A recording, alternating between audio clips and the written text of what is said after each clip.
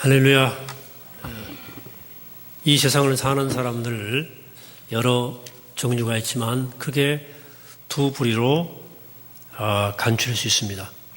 하나는 은혜의 삶이고 다른 하나는 율법의 삶입니다.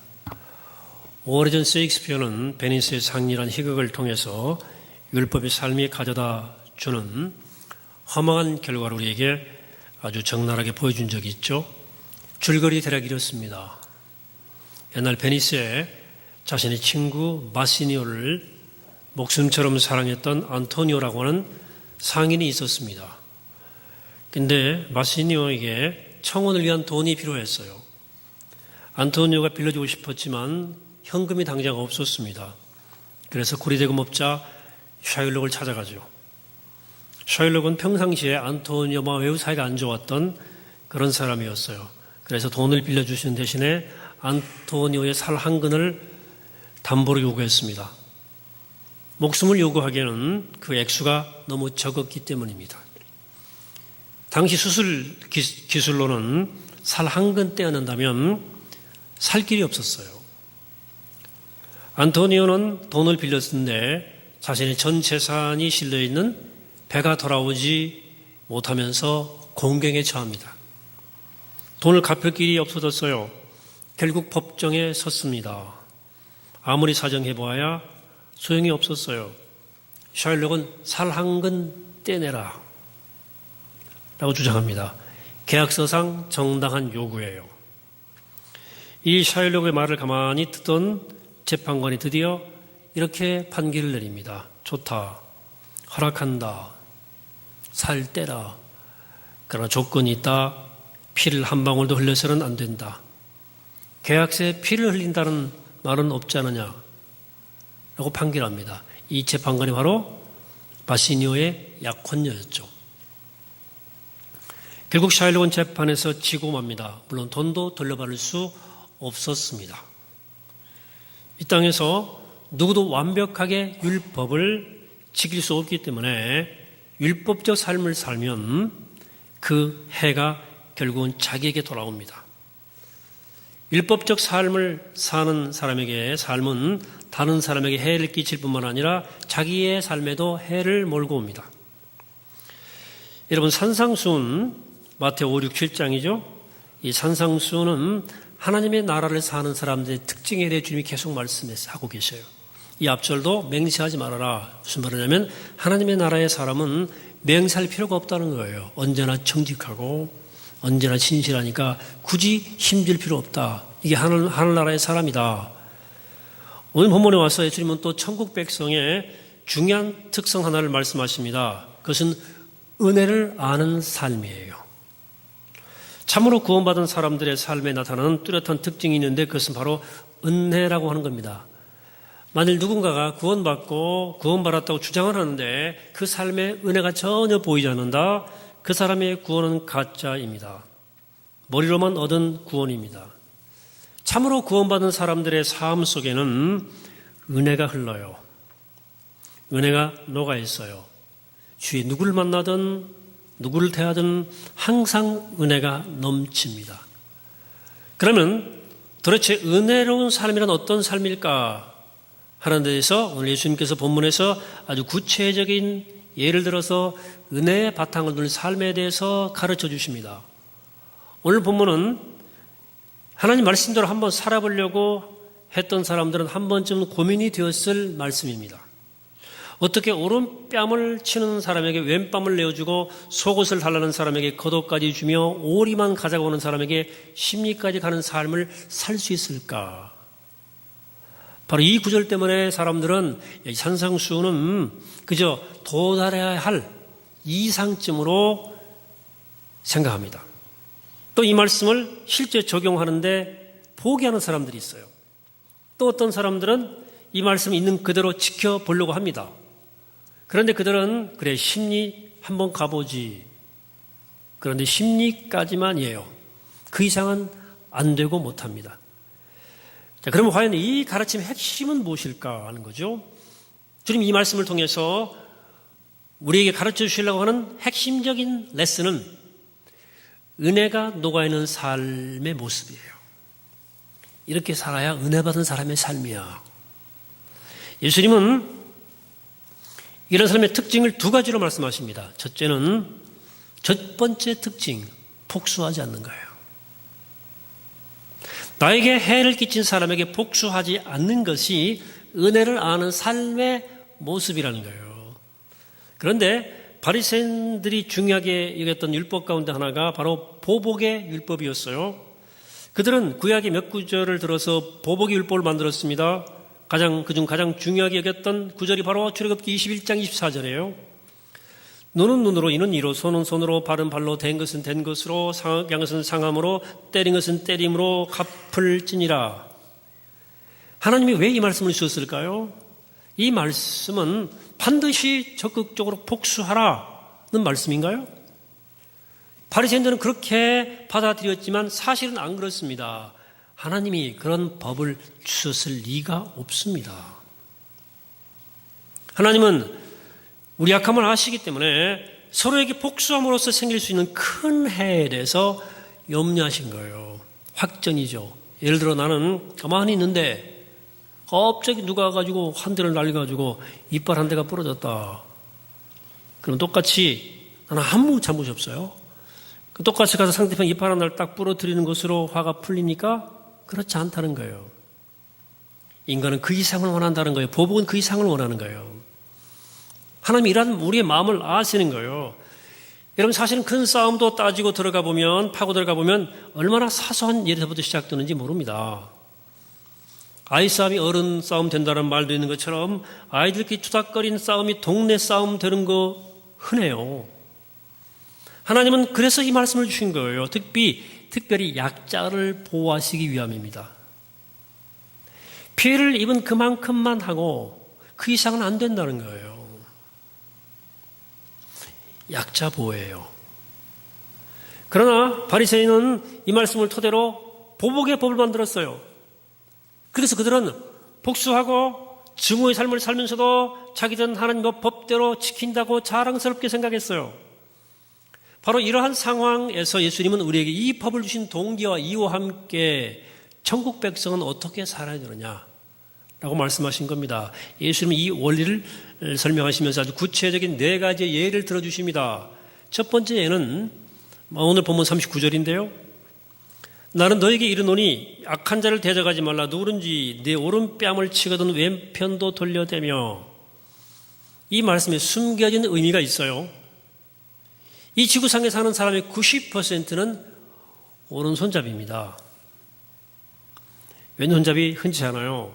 그래서 오른손으로 상대방의 뺨을 때리면 왼쪽 뺨을 때리게 되어 있습니다. 제가 딱 때리면 왼쪽 맞잖아. 예. 근데 예수님은 왜 오른쪽 뺨이라고 말씀하셨을까? 예수님은 왼손잡이입니까? 아니에요. 그 당시 문화를 알면 간단히 이해가 됩니다. 유대인들이 종종 손등으로 상대 뺨을 때릴 경우가 있었어요. 이건 굉장한 의미가 들어있는데 손등으로 뺨을 때리는 것은 엄청난 모욕입니다. 너 같은 인간은 손바닥도 아깝다는 거예요. 손바닥으로 때릴 가치가 없으니까 너는 이렇게 때리는 거예요.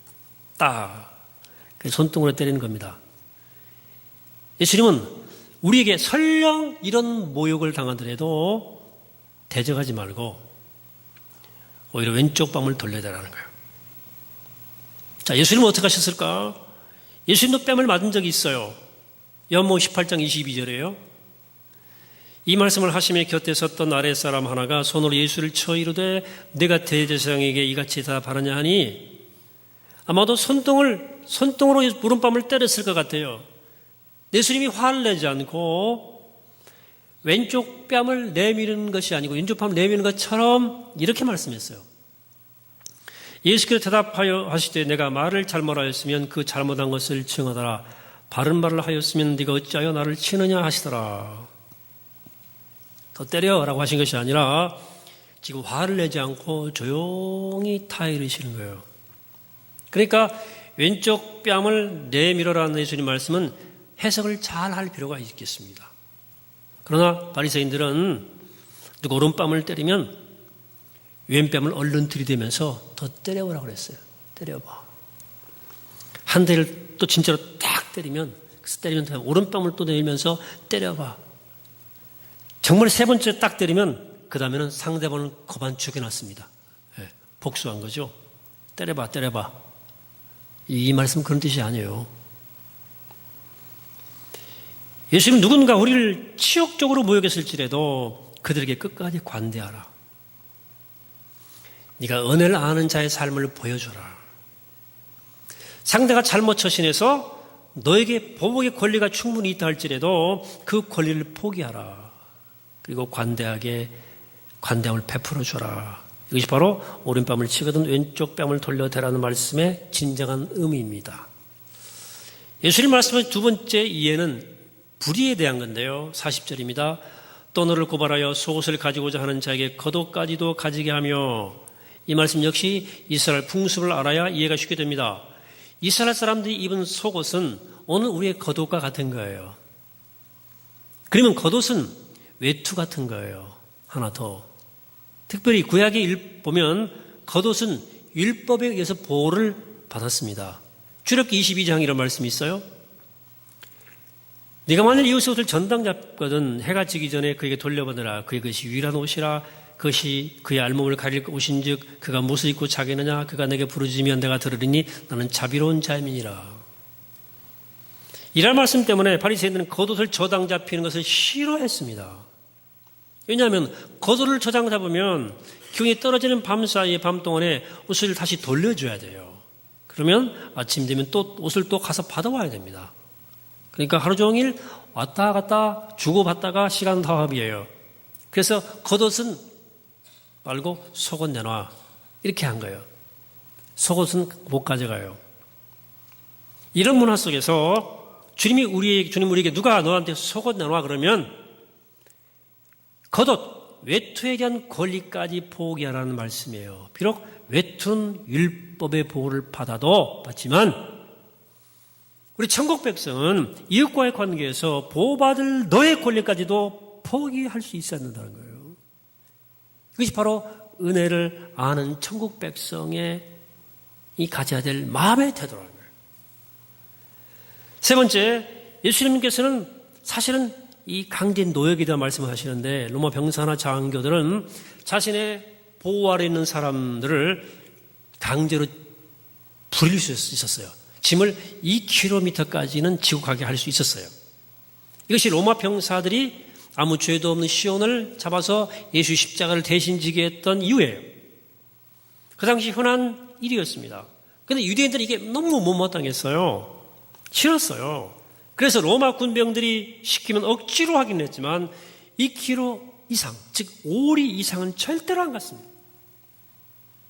50m만 가라고 해도 꼼짝도 안 했어요. 로마 군병이 치고 가든 아니면은 다른 사람에게 치우든 그건 나는 관계없어. 나는 이제 5리 다 했어. 안 가. 더 이상 일단 절대 안 가 이제. 그 상황에서 주님께서 이 말씀하신 거예요. 41절. 너 누구든지 너를 억지로 5리를 가게 하거든 그 사람과 심리를 동행하라. 이게 무슨 뜻입니까? 거리 따지지 말고 너그러운 마음으로 그들의 그 요구에 응해라. 법에 정해진 대로 2km를 갔더라도 2km를 더 가자 그러면 그렇게 해줘라. 강제로 시킨다고 막 속으로 불불불 하지 말고 그냥 넉넉하게 받아주고 해줘라. 그래서 그 억지로 시키는 그 폭력적 마음을 무력화시키는 거고 사실은요. 그런 마음으로 살아라는 거예요. 이게 바로 그리스도인들이 가져야 할 삶의 태도라는 거예요. 마지막 네 번째는 뭐냐면 도움에 대한 예화인데요. 42절에 네게 구하는 자에게 주며 네게 꾸고자 하는 자에게 거절하지 말라. 구약 성경에는 차용법이 나와요. 하나님께서 안식일을 정해 놓으셨어요. 그리고 이 7년마다 돌아오는 안식일이 되면 빚진 사람은 그것이 얼마가 되었든지 간에 부채를 다 탕감받았습니다. 그래서 바리새인들은 안식년이 가까워지면 절대 돈을 안 빌려줬어요. 당장 내일 먹을 것이 없어 굶고 있는 사람에게도 돈 안 빌려줍니다. 왜? 빌린 사람이 안식년까지 안 갚고 버티면 그것은 탕감돼요. 기부금이 되는 거예요. 이런 상황을 염두에 두고 주님 말씀한 겁니다. 6년 10개월이 되어서 안식년 2달밖에 남지 않았더라도 어떤 궁핍한 자가 너에게 손 내밀면 구워줘라. 구워줘라 그냥. 무슨 말씀이에요? 핵심이 그만큼 너는 너그러워야 돼. 네가 용서받은 은혜를 아는 사람이라면, 네가 예수 믿는 사람이라면 그렇게 째차게 살지 마. 한번 꽁 하면 몇 년도 안 푸는 그런 삶은 제발 살지 마라. 네가 좀 억울하더라도 왼쪽 밤을 돌려대고 거독까지 주고 심리라도 가주라는 거예요. 좀 관대한 마음으로 살고 좀 손해보고 살고 좀 네 마음이 조금 더 아픈 삶을 살아봐. 그 은혜를 사는 사람이야. 여러분, 그리고 내가 그렇게 넓은 마음을 가지면 그 축복이 누구한테 가요? 나한테 돌아오는 거예요. 일단은 나는 발을 뻗을 수 있어요. 편해요. 하나님이 축복해 주셔요. 또 속옷뿐만 아니라 겉옷뿐만 아니라 새 옷을 주셔요. 하나님이 그런 하나님이에요. 하나님은 은혜를 아는 자의 삶을 넘치는 은혜로 갚아 주십니다. 은혜를 아는 삶의 두 번째 특징은 원수를 사랑하는 마음이라는 거예요. 오늘 43절입니다. 또 내 옷을 사랑하고 내 원수를 미워하라 하였다는 것을 너희가 들었으나 나는 너희에게 이르노니 너희 원수를 사랑하며 너희를 박해하는 자를 위하여 기도하라. 자, 그렇다면 사람들이 원수를 미워하라는 말을 어디서 들었을까요? 이웃을 사랑하라는 말은 레위기에 나와요. 근데 원수를 미워하라는 말이 성경에 있던가요? 없어요. 구약 성경 아무리 봐도 원수를 미워하라는 말은 없습니다. 근데 바리새인들이 교묘하게 갖다 붙인 거예요. 이웃은 사랑하고 원수는 미워해라. 왜곡이죠. 말씀 비튼 거죠. 근데 우리가 살다 보면 나를 싫어하는 사람을 전혀 만들지 않고 산다는 것은 거의 불가능해요. 누가 원수가 생기길 바라는 사람이 있겠어요? 물론 여러분 교회 안에서는 원수가 없을 거예요. 원수 만들지 마세요. 그러나 살다 보면 그런 일이 종종 생겨요. 자, 그럼 우린 그런 사람 어떻게 대해야 되느냐? 바리새인들이 말하는 조건은 법은 간단해요. 똑같이 해라는 거예요. 속 편한 거다. 너 미워하면 너도 미워하고, 너도 그 욕하면 너도 욕하고, 그 율법을 만들어 놓은 거예요. 이에는 이로, 눈에는 이로. 근데 예수님께서는 그들을 사랑이라 는 거예요. 그러면 어떻게 원수 사랑할 수 있을까요? 이 말씀을 잘 새겨드려야 됩니다. 이것은 감정적 부분을 이야기하는 것이 아니에요. 어떤 우리 순전한 그리스도인들은 고지고대로 하나님 왜 나는 저 사람이 이렇게 계속 미워집니까? 왜 나는 좋아지지 않습니까? 라고 반문해요. 왜 왼수가 좋아질 리가 있겠습니까? 힘든 일이에요. 그것은 인간은 감정의 동물이에요. 감정은 남아있는 거예요. 예수님은 뭐 말씀하는 거예요? 이 사랑은 아가페를 말하는 거예요. 에로스 같은 감정적, 감상적 사랑이 아니에요. 아가페 사랑은 의지적인 사랑입니다. 사랑하기로 내가 작정을 하는 거예요. 결단이죠. 나에게 해를 가하는 사람에게 복수하지 않고 오히려 그를 마음에 깊이 품기로 내가 결심하는 거예요. 미워하지 않기로 작정하는 겁니다. 왜 그렇게 하는 거예요? 우리는 세상에 하나님의 사랑을 드러내기 위해 존재하는 사람들이기 때문에. 여러분, 원수를 사랑하는 주된 목적이 뭐예요? 원수하고 사바사바 잘 친해져가지고 그 사람 친구 만들려고 그러는 거예요? 아닙니다. 세상에 하나님의 사랑이 어떤 것인지를 보여줘야 하기 때문에 그래요. 예수님은 우리가 나를 괴롭히고 힘들게 하는 사람을 오히려 사랑하고 용서하려고 애쓰지 않으면 어떻게 세상에 예수님을 보여줄 수 있어요? 예수님 못 보여주죠. 오히려 사랑하고 용서하려고 애쓰는 그 모습만으로도 우리는 예수님을 보여줄 수 있어요. 예수님이 그런 의도로 이 말씀하신 거예요. 여러분, 사실 원수를 사랑하라는 말씀은 실천하기 어려운 게 아니고요, 불가능한 일이에요. 거의. 예수님이 이렇게 말씀하시죠. 그러면 하늘에 계신 너희 아버지의 온전하신 같이 48절. 보세요. 48절. 그러므로 하늘에 계신 너희 아버지의 온전하신 것 같이 너희도 온전하라 그랬어요.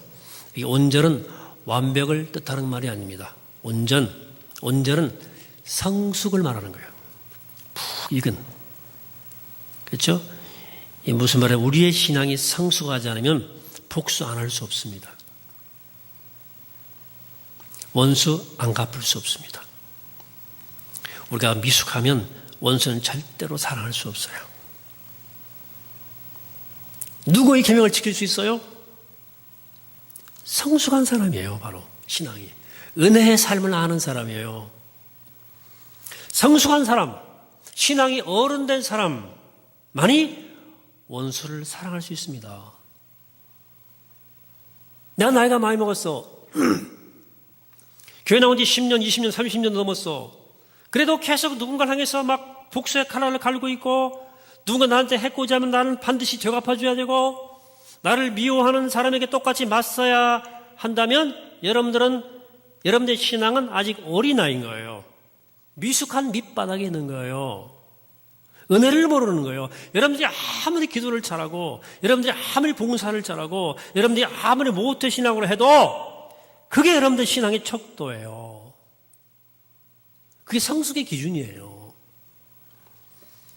그런데 만일 우리가 성숙해지려서 예수님을 조금 닮아가면 원수를 사랑하는 것이 꼭 불가능한 것만은 아닙니다. 정말 예수님 붙잡고 예수님 내 인격 안에 들어오시면 이것이 아주 불가능하지는 않아요. 그런 예들이 많아요. 우리 신앙 역사 속에서. 우리 한국교회사에서 사랑의 원자탄 손영호 목사님 자기 아들 죽인 공산당 용서했잖아요. 최근에 2006년, 최근은 아니죠. 한 10년 전에 10월 달에 미국 펜실베니아주에 있는 니켈 마인즈라는 조그만 시골 마을에서 수십 발의 총성이 울렸어요. 칼 로버트란 우유배달부가 인생의 좌절을 느낀 나머지 아미시의 원룸 스쿨에 총기를 들고 난입해 난사했어요. 그래서 6살부터 13살까지 소녀들을 향해서 총을 쏴서 14명의 소녀가 죽죠. 아미시 스쿨은 어린애부터 그 나이까지 한 거실에서 수업을 해요. 이 사람이 남자들은 다 내보내고 여자애들만 가둬놓고 다 쏴주겠어요. 그 사고로 미국이 전역이 충격에 입사했어요. 그러나 얼마 후 언론은 또 다른 충격적 참여를 보도합니다. 그것은 그날 총기 사고로 아이를 잃은 부모, 형제, 친척들이 총을 난사하고 자살한 칼 로버트의 집에 문상 가서 그 부인과 아이들을 위로하는 장면이 방영된 거예요. 그날 장례식에 참여한 사람의 절반 이상이 아미시의 갓 사람들이었습니다. 죽은 자녀의 부모, 형제, 할아버지, 할머니가 그 장례식에 참여한 거예요. 그들은 그 자기네 자식들과 손자를 죽인 그 남자 미망인을 끌어안고 이렇게 말합니다. 우리도 죄인입니다. 하나님이 우리를 용서하신 것처럼 다른 사람을 용서하라고 말씀하셨잖아요. 남겨진 미망인과 그들은 서로 끌어안고 부둥켜 안고 한없이 울었습니다. 미국 전역에 성금이 모였어요.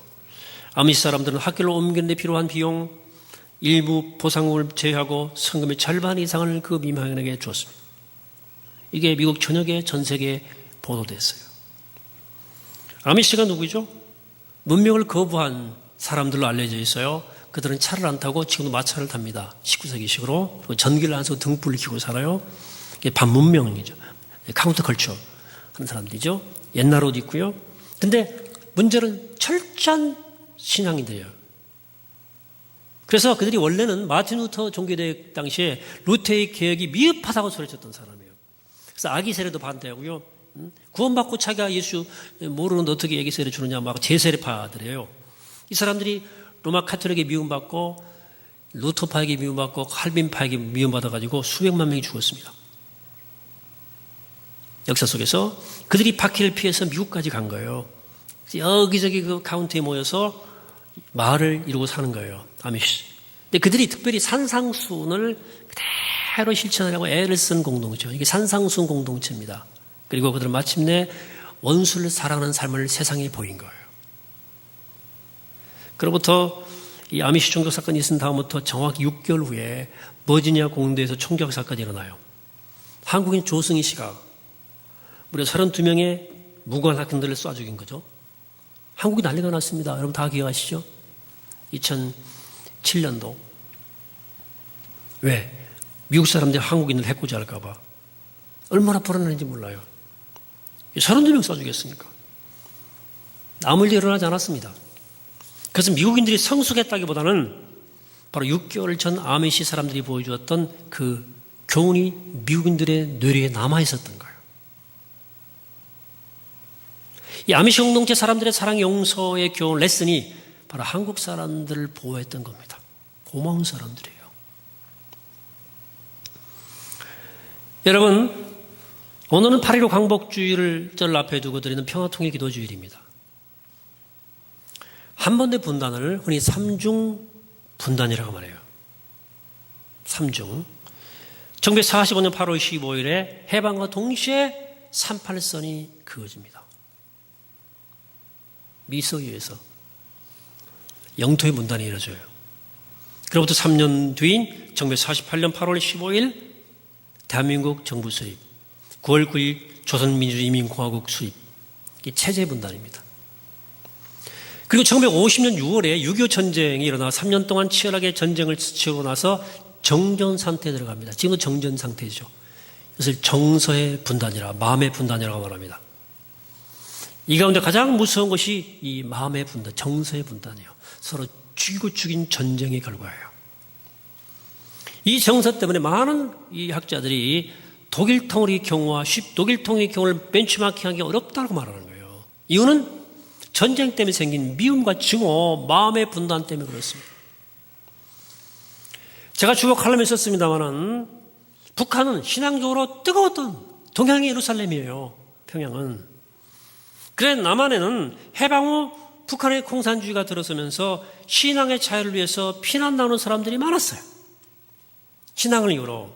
그래서 남한의 기독교는 처음부터 반공 정신이 투철했습니다. 남한 기독교는 본질상 반공 기독교예요. 공산이 피해 내려왔거든요. 투철한 정도가 아니라 해방 후 좌익 척결에 앞장섰던 행동되었던 서북 청년회. 여러분 인터넷에 가서 쳐보세요. 서북 청년회, 서북 청년단. 제주 4.3 때 토벌대로 투입됩니다. 가장 최전선에서 무자비하게 양밀 학살했던 그 유명한 서북 청년단 중에 상당수가 크리스찬들이었습니다.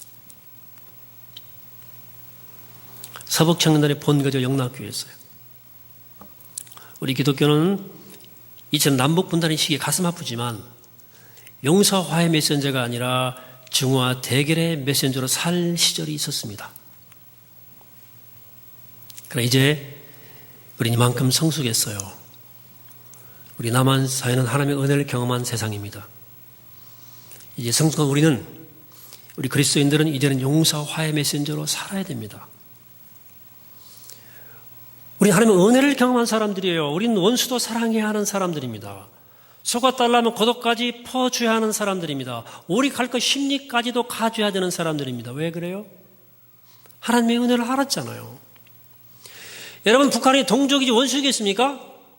그러나 설령 우리가 이념 때문에 잘 몰라서, 정말 뭘 몰라서 서로 적이 되었다 해도 통일은 증오와 대결로 절대로 오지 않습니다. 사랑과 평화로만 오는 것입니다. 광복 74주년이 곧 분단 73년인데 이 가로막이 분단의 장벽 앞에 저는 산상수훈을 세우게 되기를 바랍니다.